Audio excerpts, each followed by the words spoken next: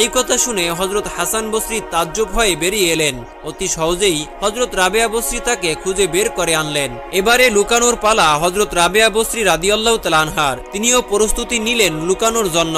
তিনি লুকানোর পূর্বে 2 রাকাত নফল নামাজ আদায় করে মহান আল্লাহ পাক রব্বুল আলামিনের দরবারে হাত তুলে ফরিয়াদ করলেন। বললেন, রব্বুল আলামিন, তুমি আমাকে আগুন ও পানি এবং মাটি দ্বারা তৈরি করেছ। আজ এই মুহূর্তে আমার শরীরের আগুনের অংশ আগুনের সাথে এবং পানির অংশ পানির সাথে এবং মাটির অংশ মাটির সাথে মিলিয়ে দাও, যেন পৃথিবীর কোনো মানুষ আমাকে খুঁজে না পায়। সাথে সাথে আল্লাহ পাক রব্বুল আলামিন তার দোয়া কবুল করে তাই করলেন। এবারে আলেমকুলের শিরোমণি রাবেয়ার শিক্ষাগুরু হযরত হাসান বসরি রহমাতুল্লাহ আলাইহি ধ্যানে বসে রাবেয়াকে খুঁজতে লাগলেন। এক এক করে সমস্ত পাহাড় পর্বত এবং নদী জঙ্গল সবকিছু খোঁজ করলেন, কিন্তু রাবেয়াকে খুঁজে পেলেন না। সিজদায় পড়ে কাঁদতে লাগলেন আর বললেন, আমি যে রাবেয়াকে খুঁজে পাচ্ছি না, কেন পাচ্ছি না হে আল্লাহ?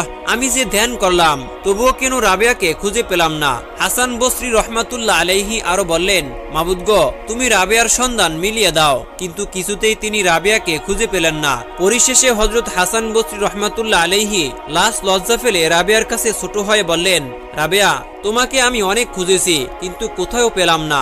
আমি ধ্যান করেও তোমার দেখা পেলাম না। তুমি আমার থেকেও অনেক ঊর্ধ্বে চলে গেছো, আমি তোমাকে খুঁজে পেলাম না। এবারে তুমি বেরিয়ে এসো। সাথে সাথে হযরত রাবেয়া বসরি তার বিলিয়ে দেওয়া অংশ আল্লাহ পাক রব্বুল আলামিনের কাছে ফরিয়াদের মাধ্যমে একত্র করে হাসান বসরির সামনে হাজির হলেন। এক রাতে রাবেয়া বসরি রাদিয়াল্লাহু তাআলা আনহার ঘরে চোর ঢুকলো। তখন তিনি ঘুমিয়েছিলেন। চোর তার বহির্বাসটি হস্তগত করে তারপর সে তার লুণ্ঠিত মাল নিয়ে পালানোর জন্য চেষ্টা করে, কিন্তু দরজার দিকের পথ খুঁজে পায় না। তাই সে এদিক সেদিক ঘুরতে থাকে দরজা খোঁজার জন্য। সে বহির্বাসটি ফেলে দেয় এবং তখন রাস্তা খুঁজে পায়। অতএব আবার